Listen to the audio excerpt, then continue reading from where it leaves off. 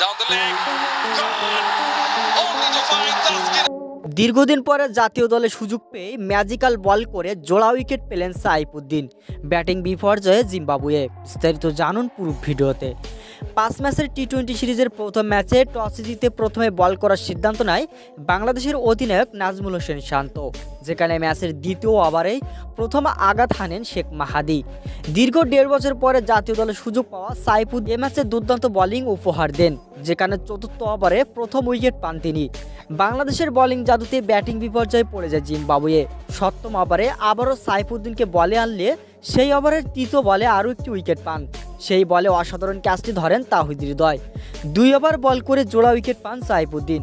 দীর্ঘদিন পরে জাতীয় দলে ফিরে উইকেট পেয়ে আনন্দে ফেটে পড়েন তিনি। তাসকিনও জোড়া উইকেট পান।